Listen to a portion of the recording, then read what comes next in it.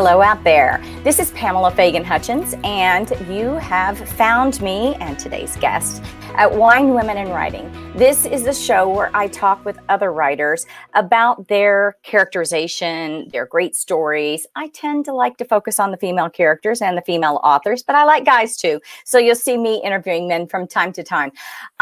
Today, I wanted to be sure that I told you about a personal announcement, which I don't do often, but I did want you to know that in the past week, I have been a busy girl. I got the Patrick Flint box set out in ebook and paperback and audio format, and that has the first 3 books in the Patrick Flint series, Switchback, Snake Oil, and Sawbones.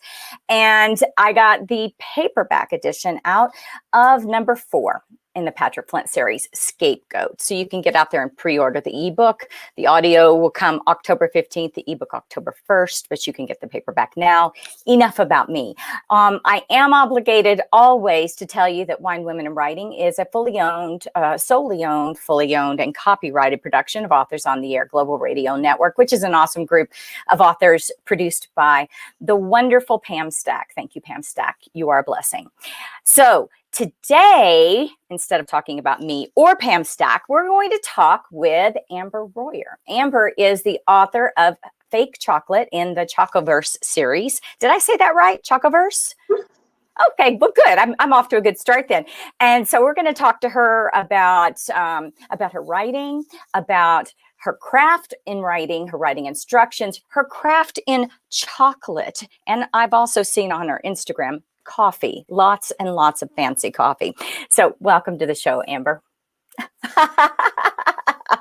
Of course. And look at mine. Mine is awful. It's an old, Gatorade squeezy bottle. Oh, so for those of you that are listening to us solely via audio, you just missed seeing her cute mug and my hideous old bicycling water bottle. Amber, welcome to the show. Thank you for having me. I am excited because I don't write anything like what you write. And so for me, reading your really well done book was a very big departure and a lot of fun. So tell everybody about the genre you write and about the Chocoverse series. Okay, so what I write is comic space opera, and you have a universe where everything basically centers around chocolate. Chocolate is the only unique commodity that Earth has left, and everybody wants it. So it starts with, the first book is Free Chocolate. And this one, my character decides that to prevent war, she's going to share chocolate with the aliens and, you know, restore balance to the universe, because now there won't be this one commodity that everybody's after. It develops in Pure Chocolate, where you get to visit some of the alien planets that are involved and develop an attachment to this interesting hive mind intelligence, which is followed up at the end of the trilogy, Fake Chocolate, where everything finally does regain a little bit of order. So there's a big influence of food in the books. A lot of people tell me that my books do make them hungry. They do. But it's also what I like to call a kitchen sink book. So it's everything and the kitchen sink of things that I like.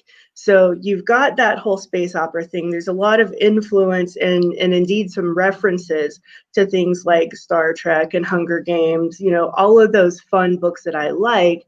There's also this heavy influence of the telenovela trend, format.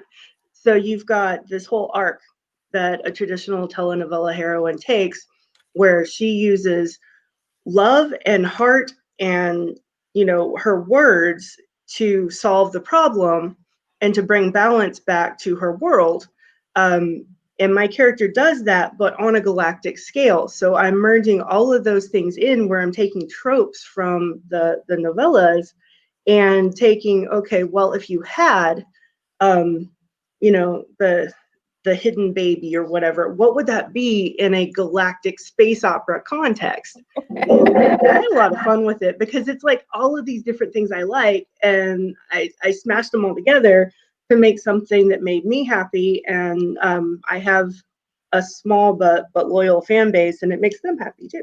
But I loved your tag. I loved your tagline about space opera meets soap opera, the telenovela aspect, and I thought that was a lot of fun too. I mean, I think the two things that jumped out at me immediately about this book were that it was so tongue-in-cheek, that it was so chippy. You know, you have a lot of confidence in your writing, and it shows to just go out and do what it is that made you happy. And so the whole chocolate thing, and basically, you know, taking over the universe practically by getting people outside Earth hooked on chocolate is hilarious. I mean, it's really funny. It's very different than your normal, you know, Star Trek, you know, going out there with the Borg will assimilate you. Instead, it's the chocolatiers will assimilate you. And in the telenovela aspect, that the high drama was, to me, just hilarious. I loved those aspects of it so much. So your kitchen sink worked. Go. But what made you, because these are your first published novels, right? You've got a cooking book, right? Yeah. Yes, so, she does. I'm going to hold the whole stack up together because they look so pretty. Oh, be sorry if you're only podcasting here now. Free chocolate, pure chocolate, fake chocolate, story like a journalist, and there's herbs in my chocolate. There seems to be a theme with this chocolate thing with you. So I don't want to say obsession, because that would be strong, but it seems that chocolate plays an influence in your entire, I want to say, life, not just writing life. So tell us about your chocolate thing. Okay, so it kind of started as an accident. I had been doing some things with my husband for the local herb society, where we had done a canning book that was about canning with herbs, which is out of print. It was one of those things that we did for an event, and we tossed it up on Amazon. The cover's still there. It's awful. Oh, so awful. And so the next summer we were going to do another thing for the Big Herb Festival, and they were like, well, what are you going to do that's going to top what you did last year about canning with herbs? And so we kind of thought about it, and I came up with this idea of there's herbs in my chocolate. And so we published it as a little pamphlet, and we did the presentation at the Herb Festival, where I had 3 different kinds of hot chocolate, and people could taste the unsweetened Aztec style chocolate. And then we did one of those really rich, like in the movie Chocolat, they have the drinking chocolate that looks like it's become solid as it pours. And then we did a thyme and orange chocolate. So one was spiced, one was lavender and rose. And you know, the lavender and rose went first, and we had a jar of honey, and we put it with the unsweetened chocolate, and the honey was gone, but almost all of the chocolate wasn't. Really? And it was kind of interesting looking at what people's taste buds associate with chocolate and what it really is. And about the same time, I got hooked up with DallasChocolate.org, and we attended our first chocolate festival. And I got to see a bean to bar chocolate making demonstration and meet some of these artisan chocolate makers. And this all happened a little bit before NaNoWriMo happened that year. So HerbFest in the summer, then September was the Chocolate Fest. And then it was October or November, we went on this cruise, and I was lecturing about herbs, gardening, and tea. And I had talked to one of the artisan chocolate makers, and he had donated some chocolate, and it's Amano chocolate. If anybody cares, it's amazing.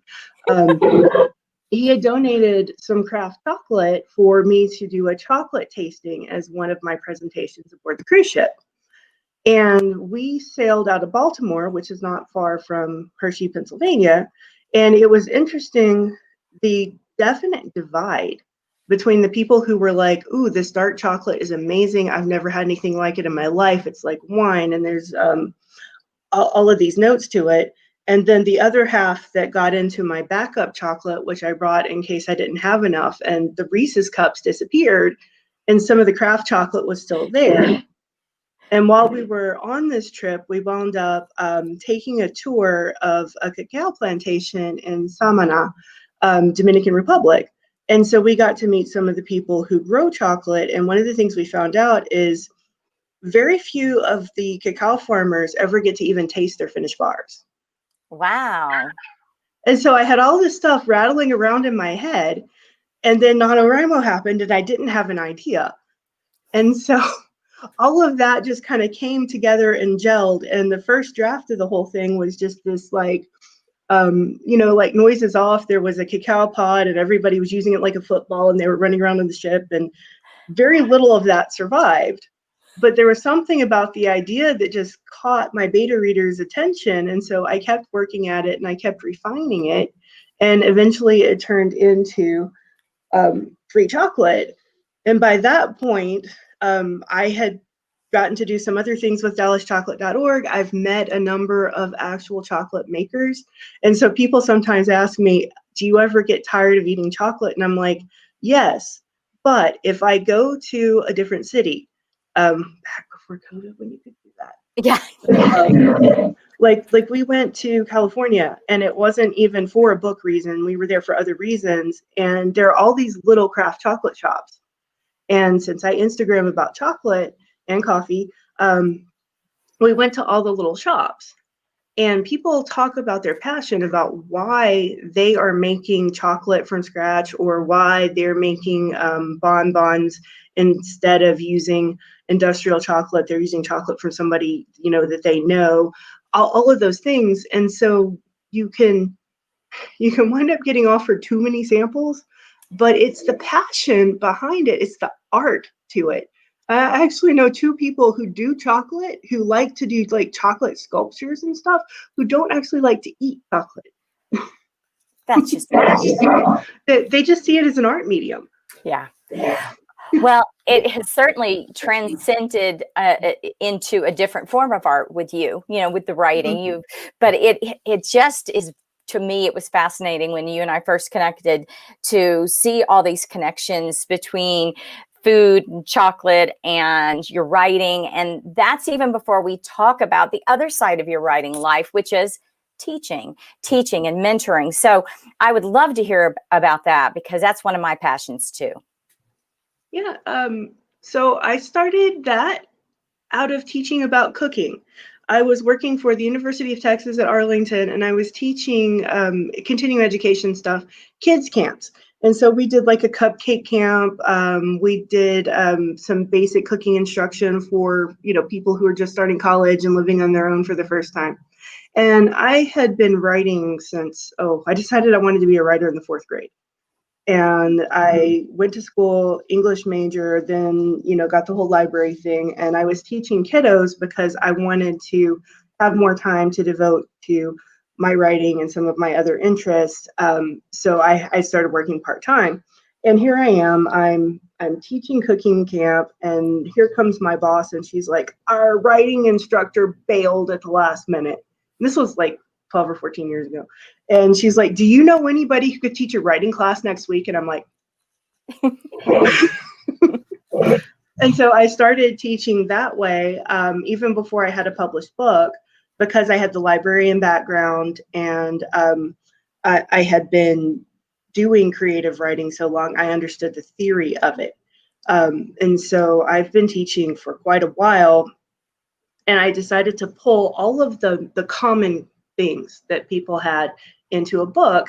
And I'm also kind of the queen of worksheets. So I would bring worksheets to all of my classes. It's like, okay, well, we're going to discuss character agency. Well, here's some character interviews. We're going to discuss, plot questions. So here's a beat sheet and a plot circle, and here's a W curve if you need one. So I had collected over 60 worksheets that I had just presented for my classes. And I was talking with a local writer through writers organizations around Dallas, who is also a publicist. And she's like, you need a book so that people will actually see your worksheets. Because if you have them up on your website, nobody's ever going to find that. But if there's a book on Amazon. So that book turned into Story Like a Journalist, which, if you look at it, this much of it is instruction, this much is worksheets. So that's awesome. Worksheets on every possible topic to get you through it. And the thing that's always appealed to me is writing is writing is writing. So if you are writing a memoir, you're basically writing a novel about yourself. If you're writing a news article, you're focusing on those same elements of hook and all of that. So when you write a memoir or a news article, people look at it a lot more logically than they do a novel. Yeah. And so my book takes it as though you're writing a news article about your fictional world. And so it focuses on who is your character, what is your premise, when and where is your setting, how is your plot, and theme is why. Very cool. And so it boils it down to logical steps that you can take, because it's weird, the questions you get in a writing class. I got a question more on how do I take all of these things that I built that are pieces of my book and actually make it into a book.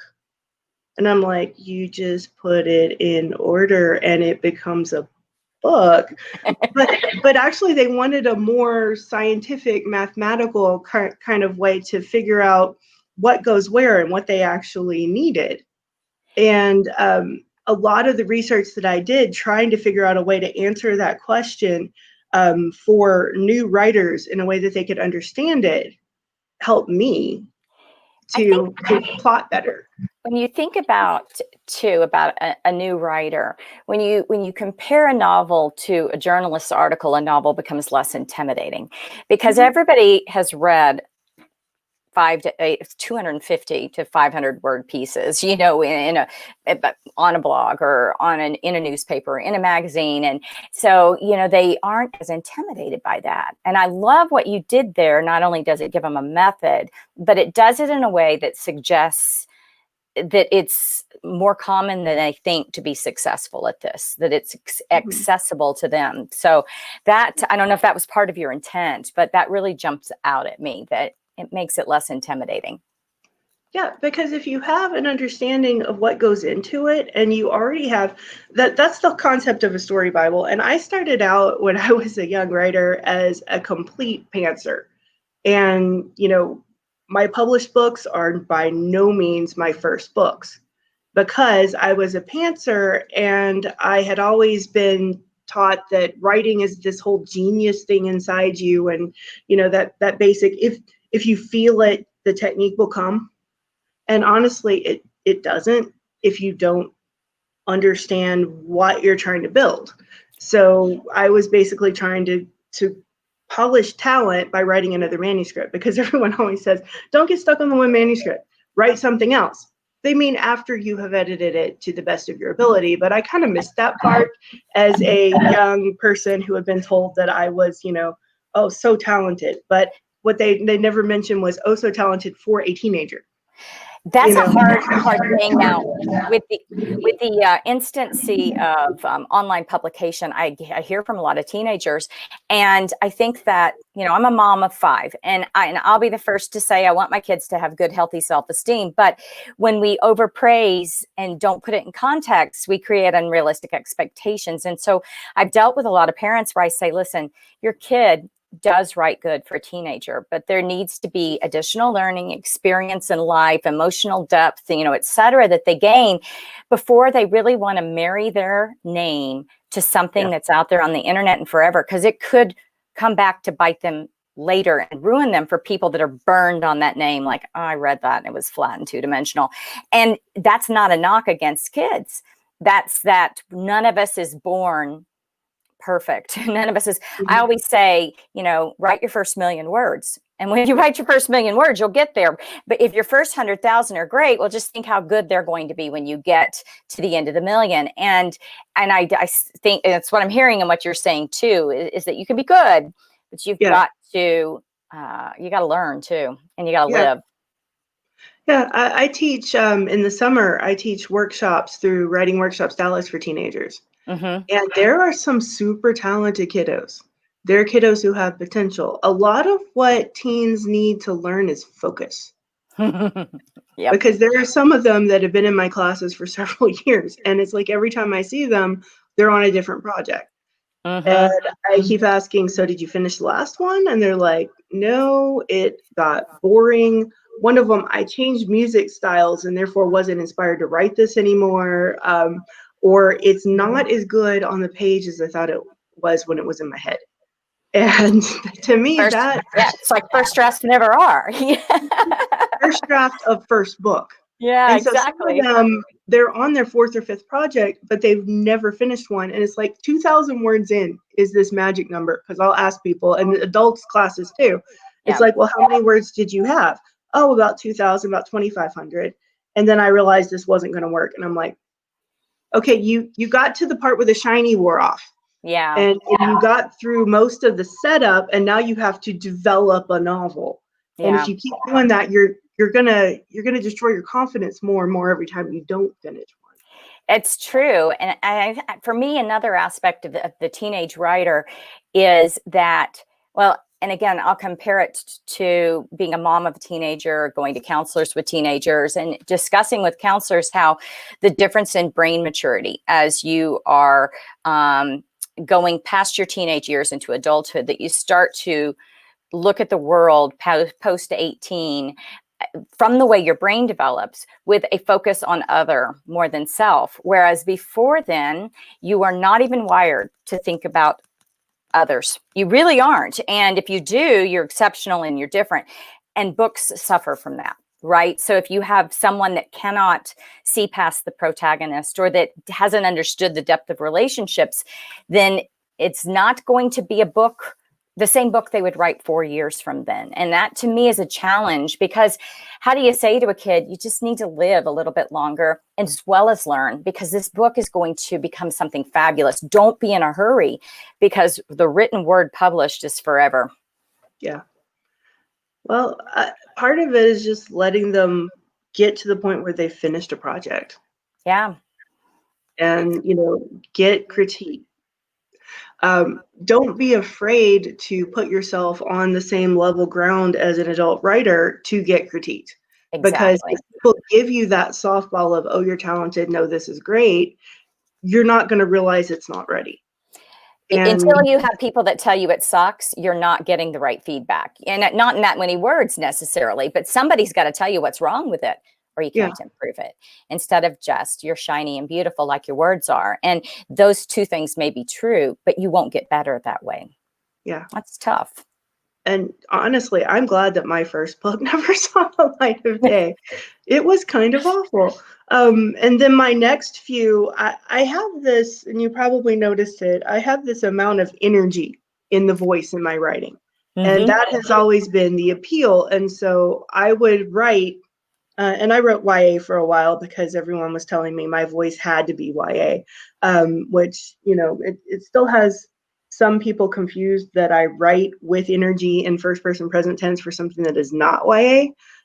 So they assume my books are intended for teens when they read the first couple of pages, which they can't be read by teens. They're perfectly accessible to teens, but the characters are much older, and right. It's the will thee or won't he propose is definitely not a YA type of book. But it's that whole energy that would get me requests from agents and editors off of the first 3 pages or the first 10 pages. And then they would get into it and realize that I had no idea how to plot. Because I had never studied structure. I was trying to get by on talent alone. And when you try to do that, it's like, oh, shiny, oh, squirrel. Yeah. And you have all of these loop-de-doos in your plot that, maybe each scene by itself is funny, but it doesn't add up to anything. And art has to add up to something. It does, especially when you're asking someone to make the commitment of a 70,000 word to 150,000 word novel. It's a serious commitment, and you've got to give them a story payoff, a story arc, and a plot. And it is interesting. And I think a lot of early writers, like you're saying, they don't know how to plot. And my first few were crap too, and they died horrible deaths. And when I look back on them, I think, oh, pretty words. Mm-hmm. But where's the meat? So now plot to me is everything. I storyboard, I plot, then I go back and chart it out and see if I did what I thought I did. And I bring in my story partner. Are we tight enough? Are we leaning forward? Yeah. But you don't know that when you start. There's lots to learn. So good for you for teaching the kids and older people too. Yeah, I did a presentation for a local writers group, and I had done the same presentation for AmazingCon. Amazing Stories Magazine did a little online conference, and I did plotting an amazing story in 3 days. So I'm doing this presentation for beginning writers for the local writers group. And I'm talking about how it was for a short story. So I'm like, you have a certain amount of words, you have to write lean, you have to look at each scene and make sure it's doing something character wise and plot wise. And I had two of them ask me, it's like, are you sure I have to cut scenes if they're not doing those things? And I'm like, Yes. even if they're pretty, there's a character from the Chocoverse series that wound up entirely on the cutting room floor. Because there's so much going on in the books with Bo has a publicist, and there's all this media campaign surrounding Saving Earth, and she's the face of it and all of this. There was a character that I had who was a Canadian teenager who's addicted to those Nanaimo bars, the cookie bars. And he's afraid to eat them after he finds out the chocolate is addictive, but he's an artist. And so the publicist hires him in some of the early drafts. He actually winds up on the ship with them in the second book and has to get sent home in this escape pod and all kinds of stuff. He was a fun character because he was a total fanboy and he was in love with Bo, and she's, much older and already has a boyfriend, and it isn't going to happen, but he's just like, I will die for you. I will do anything for you. And he was hilarious, but he didn't do anything for the story. Yeah. And so I'm looking at the story and how long it's getting. I wound up cutting every scene that he was in. Good for you. And in the interest of when things go long, this is supposed to be a 20-minute show. I just looked up. We've been chatting so much about craft, which is fun, and also about not just craft, but story structure and plotting and how that fits into craft, that it's 27 minutes. So here we go, folks. I've got to do the wrap up. You're going to have to say goodbye to Amber in a second, but I want to remind you that you can get my books out on my website, but you can also go and find the next show that I'm going to do and pull the book for that author, read it ahead of time, and then these shows are even more fun for you. And while you're out there, you can get my books on Kindle Unlimited or paperback or audio or regular ebook, however you want to do it, and be sure you check out the new box set of the Patrick Flint books and the new paperback of Scapegoat. That is all of the awesome content we've got for you today. I want to thank my special guest, Amber Royer. Amber, thanks for being here. Thank you. You're very welcome. And you guys go check out Fake Chocolate, which you can start the Chocoverse series by instead going to Free Chocolate. So you got to work your way to Fake Chocolate. Bye, everyone.